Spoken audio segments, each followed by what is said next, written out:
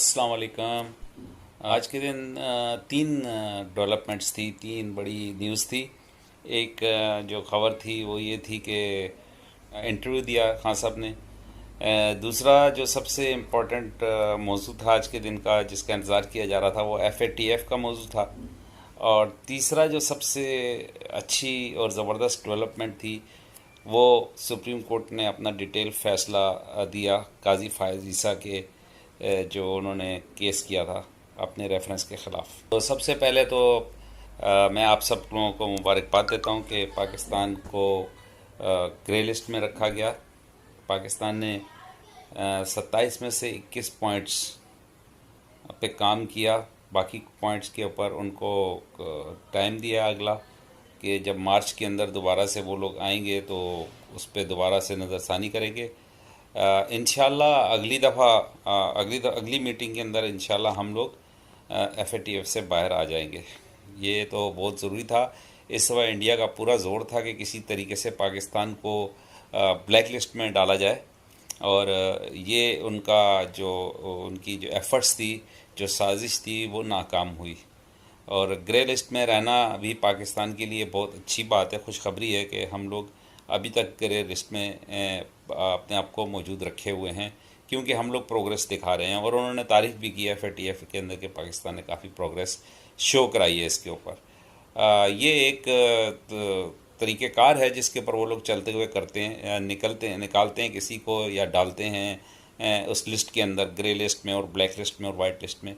तो इसमें कोई परेशानी की बात नहीं है, बल्कि ये खुश आइंद है। इसको हमको एक अल्हम्दुलिल्लाह कहना चाहिए, अल्लाह ताला का शुक्र है।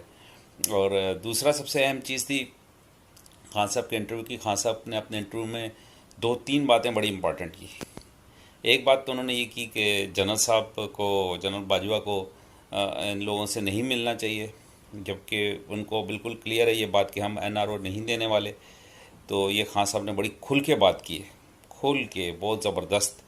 वेल डन खान साहब, आपने छुपाया नहीं, आपने ये बात को सबके सामने बात कर दी। जो बात आप करना चाहते थे वो आपने खुल के की। और दूसरी बात खान साहब ने खुल के की कि वो नवाज़ शरीफ को वापस लेकर आ जाएंगे, चाहे उनको इसके लिए बोरिस जॉनसन से, जो UK के प्राइम मिनिस्टर, उससे बात करनी पड़े या UK जाना पड़े। एक्सट्रीम वेल डन, आपकी नीयत पे बिल्कुल शक नहीं है। मगर खान साहब इसके अंदर दो तीन बातें हैं, वो बातें ऐसी हैं कि आपको सबसे पहले तो फिर उन मुजरमों को कैफर किरदार तक पहुँचाना होगा कोर्ट के through, by law, by legal aspects, कि जो इस साजिश का हिस्सा बने, कि जिन्होंने नवाज़ शरीफ को बीमार दिखाया और नवाज़ शरीफ को थ्रू कोर्ट, हमारी जो कोर्ट थी लाहौर हाई कोर्ट, उसके थ्रू उसको निकालने के लिए मददगार बने। आप उन लोगों को क्यों नहीं पकड़ते? आपसे ये भी तो सवाल किया जा सकता है कि सर, आपका जिसको आप मुजरिम कह रहे हैं वो एक बीमार शख्स है, और एज़ पर UK लॉ हम लोग बीमार शख्स को वापस नहीं भेज सकते। और ये चीज़ आपकी गवर्नमेंट ने कही है, हम लोग नहीं कह रहे, आपके पेपर्स में लिखा हुआ है कि वो एक बीमार शख्स था, और आपकी अदालत ने उसे इजाज़त दी है बाहर इलाज कराने के लिए। तो जब तक वो अपने आप को कंफर्म नहीं करता he is fit, we are not going to return him back. हाँ, एक काम हो सकता है कि आप अदालत के थ्रू जो फ्रॉड हुआ है उसको बेनकाब करें, और वो जब बेनकाब हो और वो इसके ख़िलाफ़ अगर फ़ैसला आता है, वो अदालत जो है उस चीज़ को एक्नॉलेज करती है, कंफर्म करती है कि यस, ये जो भी लोग थे ये साजिश का हिस्सा थे, ये एक साजिश थी जो उसको बीमार करार दिया, तो तब तो हो सकता है कि आप वापस लेकर आ जाए। और तीसरी चीज़ खान साहब, कि आप ये देखें कि आप जिस माफिया पे हाथ डालते हैं, या आप जिस तरह आटा, चीनी, इन चीज़ों को कम करने की कोशिश करते हैं, वो चीज़ें महंगी से महंगी क्यों हो जाती हैं? आटा 50 से 80, 85 तक पहुंच गया। तो खान साहब इसके ऊपर ज़रा देखें कि कौन लोग हैं, उन लोगों को सज़ाएं दिलवाएं, कंट्रोल करें। आपके ऊपर काफ़ी इश्यूज़ आ रहे हैं, मुझे लगता है कि गवर्नेंस कुछ बेहतर नहीं हो रही। और यहाँ पर तो एक बात बहुत मशहूर है खान साहब, ये अपोजिशन आपके लिए कुछ नहीं कर सकती। आपने सही कहा कि ये अपोजिशन, महंगाई आपकी अपोजिशन है। वही एक बात, एक फ़िल्म थी बहुत अरसा पहले, दहाइयों पहले कही थी, वो आप पे बिल्कुल सादिक आती है, कि एक जुमला था उसमें कि मोले नू मोला ना मारे तो मोला नहीं मर सकता। आप या आपकी टीम कोई ऐसी गलती ना करें या अपने पाँव पे कुल्हाड़ी नहीं मारें, तो ये अपोजिशन आपका कुछ नहीं कर सकती है। और जस्टिस काजी फायज ईसा के केस के अंदर डिटेल फैसला आया। बाज़ लोग उसको बड़ा गुलाब जामुन और मिठाइयाँ खाने के चक्कर में पड़े हैं, तो उनके लिए अर्ज़ है कि तीन इम्पॉर्टेंट फैक्टर थे जो काजी फायज ईसा के अंदर, काजी फायज ईसा ने जो एलिगेशंस लगाए थे उसमें कोर्ट ने क्लीन चिट दी है, जिसको सदर पाकिस्तान को, वज़ीर आज़म पाकिस्तान को कोई साजिश नहीं हुई। आपके अस्करी इदारों को, आर्मी को और आईएसआई को, कि नहीं इन्होंने कोई इनका किरदार नहीं है।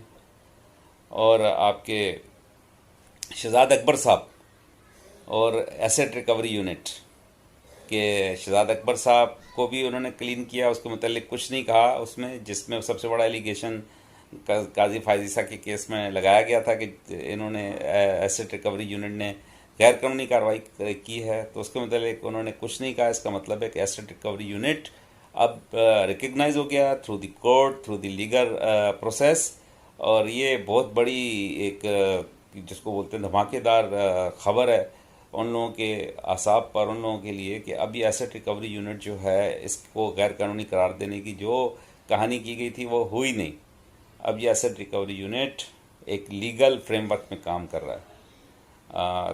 तो बस कोर्ट ने एक चीज़ पे जो पॉइंट लिया, वो पॉइंट ये था कि केस जो है वो प्रॉपर कानूनी तकाज़ों को पूरा करते हुए नहीं किया गया।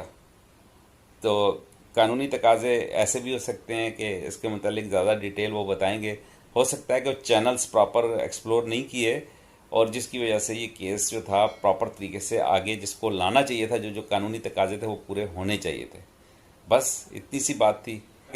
और ख़ासकर जो रेहाम खान और हामिद मीर साहब जो उछल रहे हैं इस फैसले को लेकर, डिटेल फैसले को लेकर, शायद उन्होंने भी नहीं पढ़ा, और वैसे भी उनका बुक्स तो सबको पता है, क्योंकि ये दोनों खान साहब के मुतल्लिका हैं। इन दोनों को खान साहब ने तलाक दी है। एक रेहाम खान जिनको अजवाजियत से तलाक दी गई है, और एक हामिद मीर जिनको ट्विटर पर अनफॉलो करके तलाक दी गई है। तो इनका बुक्स तो हमको समझ में आता है। बाकी इंशाल्लाह चीज़ें कंट्रोल में हैं, और खान साहब से बस यही दरख्वास्त है कि आप महंगाई पर प्लीज़ कंट्रोल करें, प्लीज़। आप कुछ कर सकते नहीं कर सकते, महंगाई पे कंट्रोल कर लें खान साहब। शुक्रिया, जज़ाकल्लाह, अस्सलाम वालेकुम।